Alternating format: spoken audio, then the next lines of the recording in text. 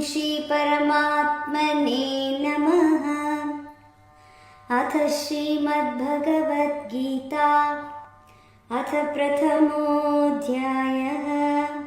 सञ्जय उवाच एवमुक्त्वा अर्जुनः सङ्ख्ये रथोपस्थ उपाविशत् विसृज्य सशरं चापं शोकसंविघ्नमानसः।